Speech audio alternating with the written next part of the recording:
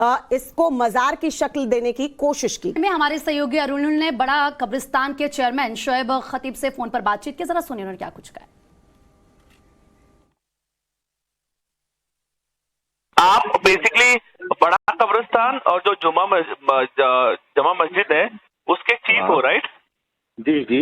तो वहाँ पे एक रूल हमको समझाइए। नहीं, हाँ बोलिए बोलिए। हाँ, बेसिकली रूल समझाइए कि वहाँ पर किसी की कब्र है तो कब्र को 1 साल में या 2 साल में दूसरी बॉडी दूसरा का ये बॉडी डालना पड़ता है, राइट? कोई खरीद के नहीं खरीद के नहीं ले सकता कोई खरीद के नहीं ले सकता ना?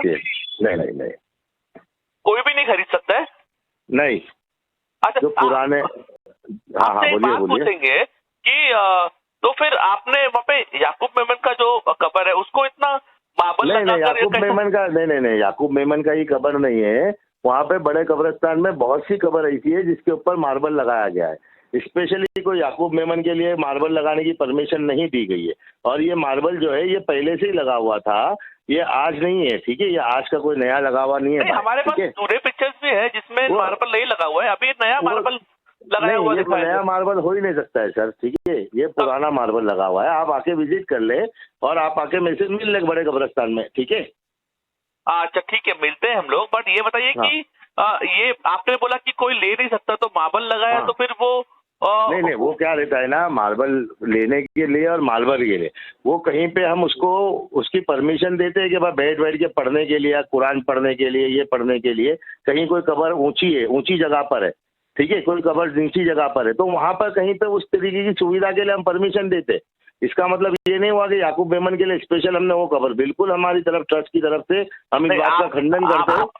हाँ, आप खंडन करते हो तो फिर वो एक स्पेशल वीआईपी ट्रीटमेंट दी गई है ना? बट इसमें बिल्कुल नहीं दी गई है, किसी को नहीं दी गई है वीआईपी ट्रीटमेंट। ऐसा याकूब मेमन की ही कब्र को स्पेशली कहीं पे भी नहीं दी गई है। इस वक्त महाराष्ट्र सरकार के हमारे साथ जुड़ चुके हैं गिरीश जी, बहुत बहुत स्वागत आपका टाइम्स ऑफ नवभारत पर। सर, बहुत ही दुख होता है जब एक आतंकी की कब्र को सजाया जाता है, उसे मजार का रूप दिया जाता है। उससे भी ज्यादा दुख तब होता है जब सियासत इसको लेकर होती है। क्या कार्यवाही होनी चाहिए सर? नहीं, ये बड़ी शर्मनाक बात है।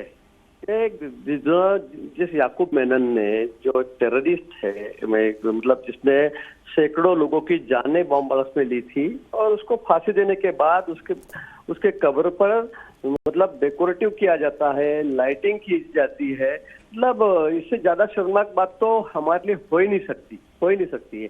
और इसलिए जो भी जिम्मेदारी इस बात के लिए है, मैं तो कहता हूँ इंक्वायरी बैठकर होकर इसके ऊपर सख्त से सख्त कार्रवाई होनी चाहिए। पहली बात तो यह है। और राजनीति का स्तर इतना गिर चुका है कि हम किसका तुष्टीकरण कर रहे हैं?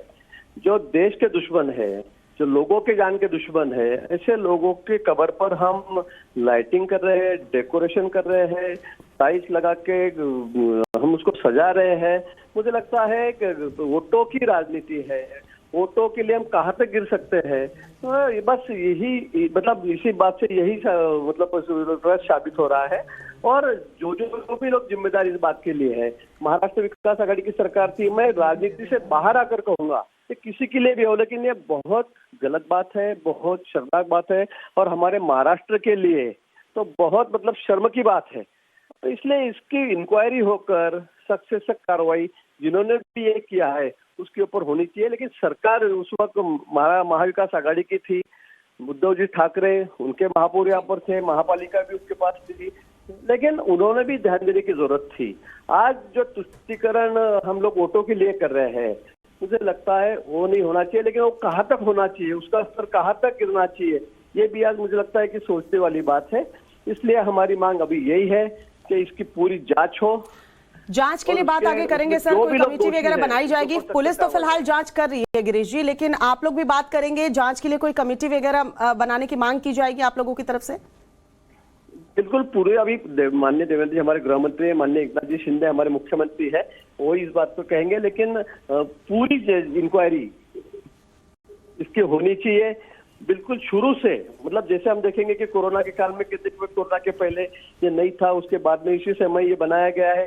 जो भी हो तो उसमें तो वीडियो फुटेज भी है, कैमरे भी वहां पे लगे हुए थे, तो वो भी देखना चाहिए कि किसने ये किया है, कैसे किया है, कौन कौन लेकिन एक शामिल आरोप है। गिरीश जी, एक आरोप बीजेपी के ऊपर भी लग रहा है कि ये जिस तरीके से बीजेपी इस मुद्दे को उठा रही है, उस मुद्दे को क्यों नहीं उठाया गया? अफजल खान की मजार को मस्जिद का रूप दे दिया गया, उस मुद्दे को तो नहीं उठाया गया। सतारा में जो मजार थी, जो मस्जिद अब शक्ल ले चुकी है, अख्तियार कर चुकी है, उसको लेकर एक शिवसेना की तरफ से सवाल पूछा गया। उस पर क्या कहेंगे सर?